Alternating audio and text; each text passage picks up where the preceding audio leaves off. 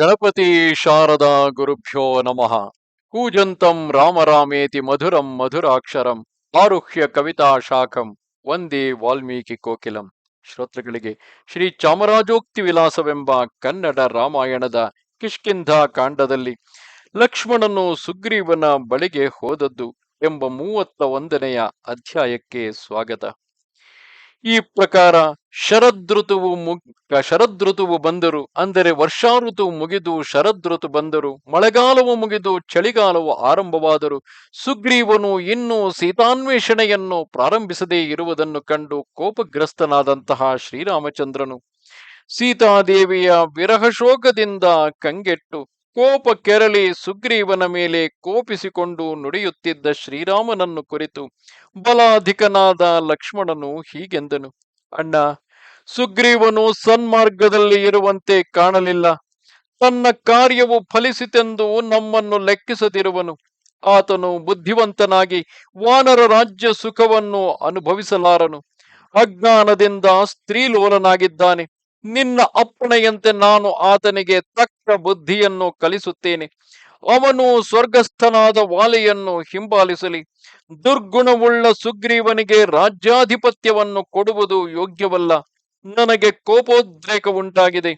ಹಿಂದೆ ಸುಗ್ರೀವನನ್ನು ಕೊಲ್ಲುತ್ತೇನೆ. ವಾಲಿಯ ಮಗನಾದ ಅಂಗದನು ಸಮಸ್ತ ಕಪಿನಾಯಕರನ್ನು ಕೂಡಿಕೊಂಡು ಸೀತಾದೇವಿಯನ್ನು ಅರಸಿ ತರುವನು ಎಂದು ಭಿನ್ನವಿಸಿ ಅತ್ಯಂತ ಕೋಪಾಯುಕ್ತನಾಗಿ ಧನುರ್ಬಾಣಗಳನ್ನು ಹಿಡಿದು ಹೊರಟನು. ಅದನ್ನು ನೋಡಿ ಸಮಸ್ತ ಧರ್ಮರಹಸ್ಯವನ್ನು ಬಲ್ಲ ಶ್ರೀರಾಮನು ಸಮಾಧಾನ ಹೇಳುತ್ತಾ, ಎಲೈ ಲಕ್ಷ್ಮಣ, ಲೋಕದಲ್ಲಿ ನಿನ್ನಂತಹ ಪರಾಕ್ರಮಿಗಳಿಲ್ಲ. ಈ ರೀತಿಯಲ್ಲಿ ನೀನು ಕೋಪ ಮಾಡುವುದು ಸಲ್ಲದು. ಕೋಪವನ್ನು ಧೈರ್ಯ ಗುಣದಿಂದ ಮೆಟ್ಟುವವನೇ ಪುರುಷೋತ್ತಮನೆನಿಸಿಕೊಳ್ಳುವನು. ಸದ್ವರ್ತನವುಳ್ಳ ನೀನು ಇಂತಹ ಕೋಪವನ್ನು ಮಾಡಬೇಡ. ಸುಗ್ರೀವನಲ್ಲಿ ಮೊದಲಿನಂತೆ ಸ್ನೇಹದಿಂದಲೂ ವಿಶ್ವಾಸದಿಂದಲೂ ಕಾಲವು ಮೀರುತ್ತಾ ಬಂದಿತೆಂಬುದನ್ನು ತಿಳಿಸು ಎಂದು ಹೇಳಿದನು. ಆ ಮಾತನ್ನು ಕೇಳಿ ಪುರುಷೋತ್ತಮನಾದ ಲಕ್ಷ್ಮಣನು ಶೋಕಾಗ್ನಿಯಿಂದ ಪರಿತಪಿಸುತ್ತಾ ಇಂದ್ರ ಚಾಪಕ್ಕೆ ಸರಿ ಮಿಗಿಲೆನಿಸಿಕೊಳ್ಳುವ ಪ್ರಳಯ ಕಾಲದ ಯಮನಂತೆ ಭಯಂಕರವಾಗಿ ತೋರುವ ಬಿಲ್ಲನ್ನು ತೆಗೆದುಕೊಂಡು ಚಂಡವಾಯುವಿನ ವೇಗದಲ್ಲಿ ಹೊರಟನು. ಅವನು ಮರಗಳನ್ನು ಕಲ್ಲರೆಗಳನ್ನು ತನ್ನ ಗಮನ ವೇಗದಿಂದ ಮದ್ದಾನೆಯಂತೆ ಈಡಾಡುತ್ತಾ ಸುಗ್ರೀವನಿಂದ ಪರಿಪಾಲಿಸಲ್ಪಟ್ಟ ಕಿಷ್ಕಿಂಧ ಪಟ್ಟಣವನ್ನು ಸೇರಿದನು. ಆ ಪಟ್ಟಣದ ಬಳಿ ಸಂಚರಿಸುತ್ತಿದ್ದ ಭೀಮ ಬಲರಾದ ಕಪಿಗಳನ್ನು ಕಂಡನು. ಆ ಕಪಿಗಳು ಪರಾಕ್ರಮಿಯಾದ ಲಕ್ಷ್ಮಣನನ್ನು ಕಂಡು ಪರ್ವತ ವನಾಂತರಗಳಲ್ಲಿದ್ದ ದೊಡ್ಡ ದೊಡ್ಡ ಮರಗಳನ್ನು, ಕಲ್ಲರೆಗಳನ್ನು, ಕೋಡುಗಲ್ಲುಗಳನ್ನು ತೆಗೆದುಕೊಂಡು ಯುದ್ಧ ಸನ್ನದ್ಧರಾಗಿ ಬಂದರು.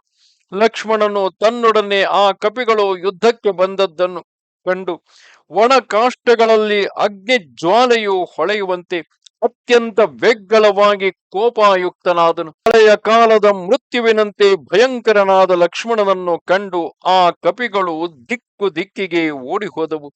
ಕೆಲವು ಕಪಿಗಳು ಸುಗ್ರೀವನ ಅರಮನೆಗೆ ಹೋಗಿ ಲಕ್ಷ್ಮಣನು ಮಹಾಕೋಪದಿಂದ ಬಂದಿದ್ದ ವೃತ್ತಾಂತವನ್ನು ತಿಳುಹಿಸಲು ಕಾಮುಕನಾಗಿ ರಮಾದೇವಿಯೊಡಗೂಡಿದ್ದ ಸುಗ್ರೀವನು ತನ್ನ ಪ್ರಧಾನಿಗಳನ್ನು ಕರೆದು ಲಕ್ಷ್ಮಣನು ಬಂದ ಕಾರ್ಯವನ್ನು ವಿಚಾರಿಸಬೇಕೆಂದು ಹೇಳಿ ಕಳಿಸಿದನು. ಆ ಪ್ರಧಾನಿಗಳಿಂದ ಅಜ್ಞಪ್ತರಾದ ಕಪಿನಾಯಕರು ಕಿಷ್ಕಿಂಧ ಪಟ್ಟಣದಿಂದ ಹೊರಟು ಬಂದರು. ಅವರಲ್ಲಿ ಕೆಲವರು 100 ಆನೆಗಳ ಬಲವುಳ್ಳವರು, ಕೆಲವರು 1000 ಆನೆಗಳ ಸತ್ವವುಳ್ಳವರು. ಅನೇಕ ಕಪಿಗಳು ಮರಗಳನ್ನು ಬೇರು ಸಹಿತವಾಗಿ ಕಿತ್ಕೊಂಡು ಕೋಟೆಯ ಹೊರವಲಯದಲ್ಲಿ ನಿಂತರು. ಅವರನ್ನು ಕಂಡು ಲಕ್ಷ್ಮಣನು ಕೋಪಾಯುಕ್ತನಾಗಿ ಸುಗ್ರೀವನ ಸಾಹಸವನ್ನು, ಶ್ರೀರಾಮನ ಕಾರ್ಯಗತಿಯನ್ನು ವಿಚಾರಿಸಿ ಮುಂದಕ್ಕೆ ನಡೆಯುತ್ತಾ ಕೋಪದಿಂದ ಕಣ್ಣುಗಳನ್ನು ಕೆಂಪು ಮಾಡಿಕೊಂಡನು.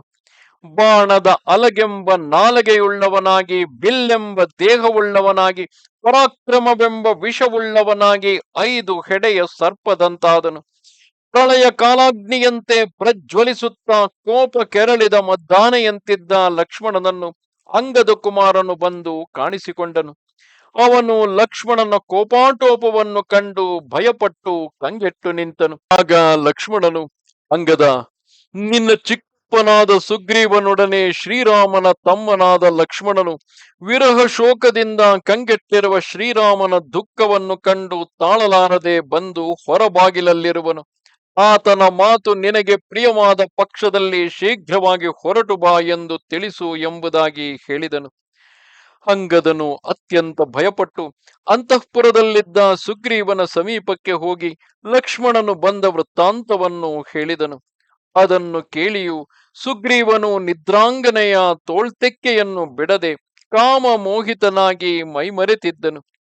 ಇತ್ತ ಲಕ್ಷ್ಮಣನ ಕೋಪಾಟೋಪವನ್ನು ಕಂಡು ಕಪಿಗಳು ಕಿಲಕಿಲ ಶಬ್ದ ಮಾಡುತ್ತಾ ಭಯಪಟ್ಟು ಲಕ್ಷ್ಮಣನನ್ನು ಸಂತವಿಡುತ್ತಿದ್ದವು.